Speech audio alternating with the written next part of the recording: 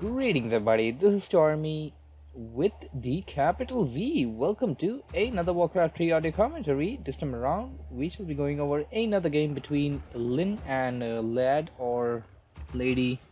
This is definitely Lady, I don't think this is Lad. So, it's gonna be on Echo Isle. Once again, gonna be Orc versus Night Elf. Lynn spawning as the blue Orc and Lady spawning as the red Night Elf. The map is Echo Isle, as we had said earlier. Lady going for a pretty safe choice for the creeping, the green camp, as he or she has rather planted the AOW near that green camp. This is Echo Isle, and we're probably gonna be seeing either of the players go for the mercenary camp, perhaps pick up the Shadow Troll Priest, as we did see them pick it up in the earlier game, which was Ancient Isle. I would definitely recommend you guys to check it out. And in the last game I mentioned that this is a best out of 3. Seems like it's a best out of 5 because I found 2 more games. I don't know if this is from any kind of competition, tournament or event or so, but this game is, or rather the series is definitely played together, so we can just consider it as a best out of 5 series. As we have the Blade Master halfway done, and over here on DH side is also 75% done. We've got a Wisp coming in there. We're gonna go in there, say hi, and then probably plant itself somewhere. Is it gonna plant itself inside the base of the Orc player? That's what it seems like. He's gonna plant itself inside.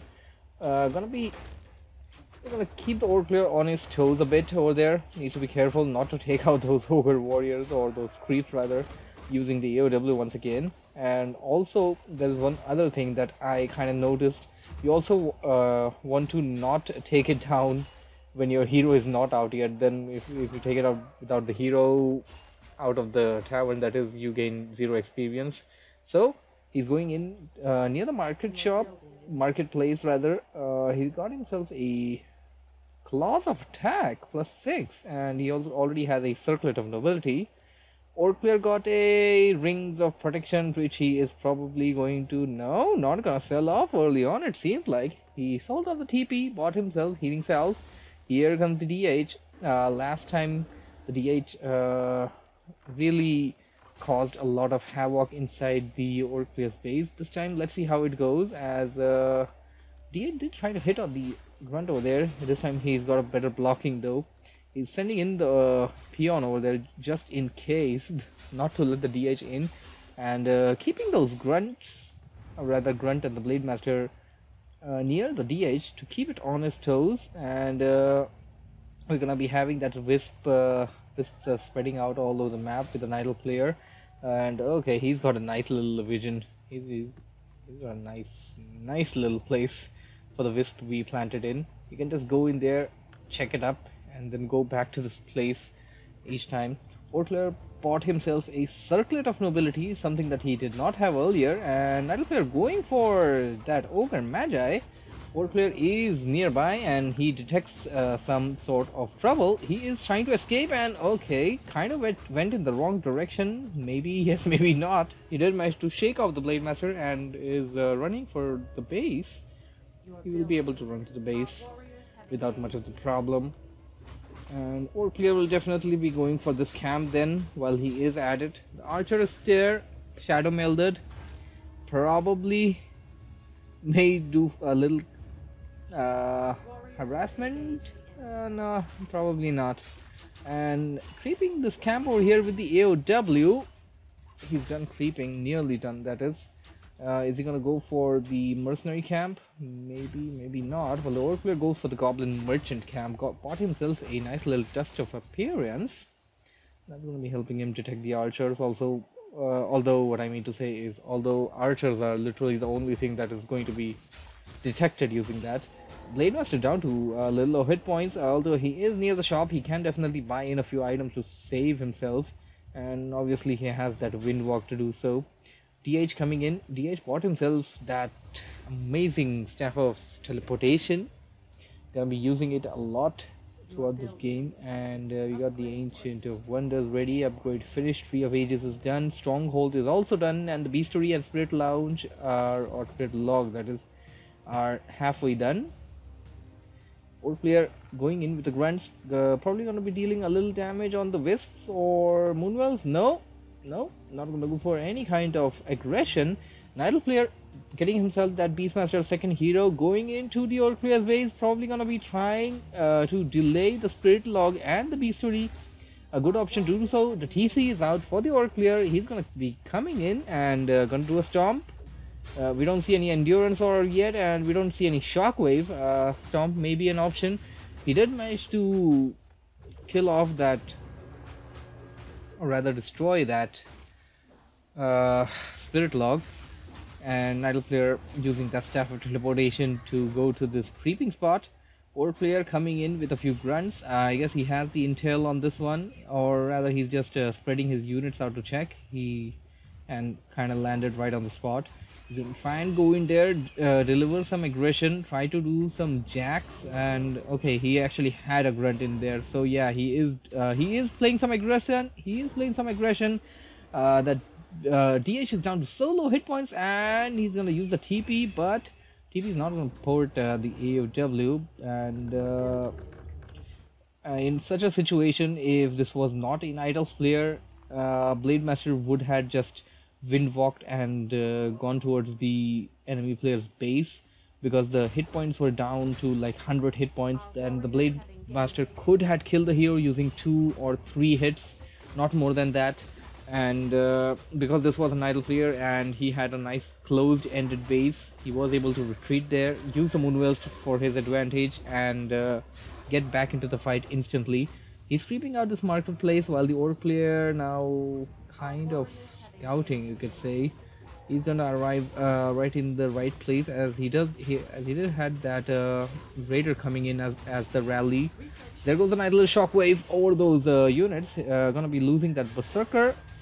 Now the Idle player are gonna try and focus down the PM. PM's down to so low hit points, and Idle player, oh nicely done. If you saw that little maneuver, maybe we can do a replay of that on this video itself.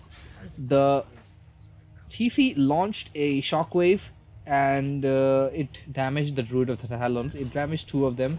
The one which was behind, which was at the very end of that shockwave, it survived the shockwave basically, but old player diverted his attention of the Blade Master to that particular unit and killed it off. That was a thing of beauty over there. Really love to see the players go at it and do this kind of micro. This player, lady or lad, is pretty good at creeping with the EOW, uses the EOW with the full advantage.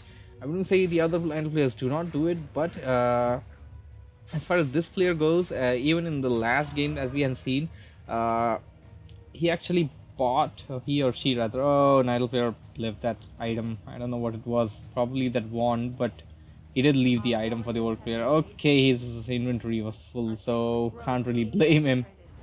Both of the heroes for an Idle player are nearing level 3, while orc player's first hero is staggering at level 1, and second hero is staggering at level 1. First hero is already at level 3. He's got a nice set of items as well. He's gonna kill off those Druid of the Talons. Those ensnares are coming into play, and oh, he just managed to kill 3 of them. That is not good for the Idle player in any way. He's training more. He's gonna be able to train more very soon. And what do you have over there? We had the wisp. We had the wisp over there trying to do some scouting business, but the peons poked their way into those trees and killed it. Idle player gonna creep a little more and get his first hero to level 3. Definitely wants his second hero to get to level 3 as well. Tree of Eternity is ready, but no third hero yet by the Idle player. Beastmaster, or rather Blade Master, not Beastmaster. He's not setting up the Rings of Protection though. And Wands of Lightning, not sure. Sometimes it's just good to sell it off. It's not always that you use it. And I guess he would be using it against the Druid of the Talons. He will definitely be able to deal some damage over there when he does that with the wand. TC is already at level 2, as you can see. He also has a Rings of Protection +2. Hawk by the Nidal player's Beastmaster, Tinkerbot, and Nidal player heading towards the Orc player. Does he have any vision? I don't think so. And he's going for the creep camp first. He's going to be able to creep it out rather easily. He's going to send in the Hawk. Hawk detects this. Nidal player knows this. Nidal player knows the Orc player is nearby and needs to be really careful. But the Orc player is just going to pass by. Okay, seems like Orc player using this route and didn't really see the Nidal player at all. Or rather, he's not bothered to see him. And oh no, he did see the Nidal player. I was wrong. He did see the Nidal player and he is going right at him with everything he's got. The peons are in there as well. BM launched up into the air. A disenchant being used over this side, not on the BM yet. There goes the BM up into the air once again. Needs to be really careful. And Nidal player spreading out his units a little. Something that he should be doing. Orc player is going all over the Nidal player. The tri-hero combination coming into play. Orc player losing a little some units over there, and losing a Spirit Walker, and probably going to be losing these peons as well. The peons are going to be soaking in the damage for that Spiritling, obviously. There, the BM goes up into the air once again. The Tinker is probably going to die. Tinker survives. Tinker survives. The DH passed on the potion of greater healing. He had a potion of greater healing. Orc player actually has a scroll of healing. Would be a good time to use it. A lot of his units are down to lower hit points, and popping out that a potion of invulnerability. Yep, that's a good time to use that potion of healing, or rather scroll of healing, not potion. There goes 2 raiders up into the air, and Orc player focusing his attention on the DH. DH is down to so low hit points. He's going to use that TP to go back, or rather Staff of Teleportation to go back, and he's going to back out with the other unit. The Tinker is going to be sacrificed. Tinker I'm going to sacrifice, and this is what I was talking about. This player, lady or lad, we're going to call him lad because I started the series with lad.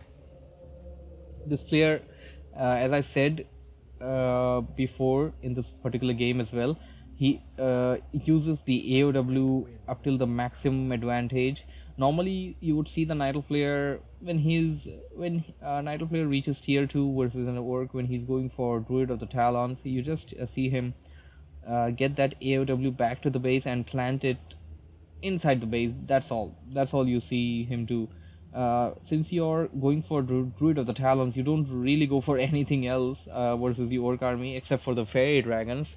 You don't go for Huntresses, Archers, or Ballistas, or Flamethrowers. Yeah, you don't go for that normally. So what we tend to see is that Nidal player's AOW is pretty useless at one given point of time. This player gets that thing out, gets it onto field, and uses it until death. That's what he's been doing so far. Orc player heading in. Orc player with that endurance aura level 1 only. Okay, he's got a shockwave level 2, or perhaps stomp. Tinker is back, and Orc player is outside the Nidal player's base. Nidal player is pretty nearby. Nidal player may probably detected the Orc player with that Wispo there, and there it goes. Nice little mana burn on that Spirit Walker. Ensnare being used. Hawk is going to be following the Orc player a bit. He can definitely use that Ensnare on that one as well. Beastmaster ensnared.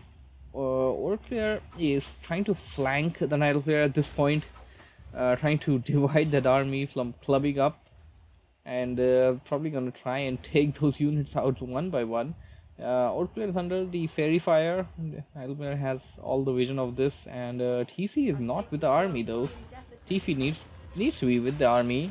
Nidal player going to be using that Staff of Teleportation to get into the base, try and defend it off, but not going to be working out that well though. Orc player has those units well positioned around those Moonwells. He's going to be able to take down those 2 Moonwells, no problem. And now we're going to use the TP to go back to this base. We're going to have a look at the population. Both players are maintaining 50 food. I don't think either of them plan to go over 50 food at this point. Although the orc player has the capacity for 60, seems like the orc player is, we did see one in queue over there. Okay, orc player just crossed 50 food. He's gonna go for 60. May go up till 80. I mean, you can go up till that point. That doesn't really matter because you're in low upkeep, and that's gonna be the same thing, same situation up till the point you get it. Or may choose to go for an attack. You also don't want to wait for too long. You got the hawk circling around the orc player's base. Idle player circling around the map, sort of. Doesn't want to engage the orc player in his base at this particular point of time. It seems like orc player heading in, and he just ensnared that hawk. He's gonna try and kill it. Okay, he's gonna kill it, and that's gonna give him some experience points. Nearing level 4. Beastmaster is trapped. Beastmaster is gonna be focused down over there. There it goes, up into the air once again, and TC is up into the air again. Disenchant's coming into play. Night player doing pretty good. There goes the fairy dragon mode. Fairy fire mode, that is, of the fairy dragons. They're gonna be useful. They're gonna be really useful to burn all the mana and deal a lot of damage on those units. They're gonna be taking a lot of damage, and I think we just saw a scroll of healing there by the orc player. I'm not sure if he even had that, but I definitely saw his units healing out of nowhere. And since we do know the orc players doesn't really have any healing units right now. Idle player dealing a lot of damage over there. Orc player backing out. Orc player once again trying to flank the army. The Blade Master is under Windwalk. He doesn't really have enough mana for another Windwalk. He needs to be really careful. And the fairy fire that is coming into play, I believe. And what do we have here? One raider hitting off a Moonwell. That's not really gonna do too much, but since it does have siege damage, you don't really want to get too confident on that point. And okay, we got an expansion coming for the Nightle player. Orc player detects this. Orc player is going right after the expansion point, while the Nightle player is gonna come back and defend it. No, Orc player actually left it out himself, and Beastmaster surrounded and snared. Seems like Nightle player will lose the Beastmaster. He does have a scroll of healing. He can pop it out anytime over there. He's probably gonna be wait a little, and he can definitely pass the potion of healing. Oh no, Shockwave! Shockwave killed that hero, and this time Lin is not going easy at all. He's gonna go after the second hero. Second hero will be killed. Second hero is down, but Orc players' units, they are falling apart. They are down to very low hit points. They can be sniped down using those talons. Oh my, there goes some nice little spirit linking. As I said, they can be sniped down using those talons, and he's doing his best to keep the Blade Master up into the air. The number of cyclones that he has is overwhelming for the Orc player, and DH going in there, DH dealing that crazy DPS, and Orc player once again tossed up into the air. He's gonna get enough mana for one more Windwalk over there, and okay, he's gonna try and focus down the DH. DH is down to low hit points, but he does have the potion of healing. Needs to be careful. Needs to be able to pop it out right in the nick of time. He is near the tower, and he can revive his second and third hero anytime. He can definitely do that and turn this game into his favor. He definitely is in the favor, although he did lose 2 heroes. He's in the favor right now, I would say, because Orc players' units are down to 35, while his units are 35 food, that is, and his units are still at 42. He's having the better army numbers, that is, and he can train units very, very fast. And oh my, the Raider is there dealing damage, and oh my, who's gonna die? Blade Master dies! TC dies! Level 6 Demon Hunter Metamorphosis! Alright, Metamorphosis, and Lin leaves the game. Oh my, that was a great game. Hope you guys enjoyed this really wonderful game. This was game number 2. I will be casting the other games as well. You're gonna have to give me some time to do so though. You guys can just pause and check these things out. I'm not really gonna go over these too much. And yeah, that's it. That's all. Thank you for watching. Z out. Bye bye.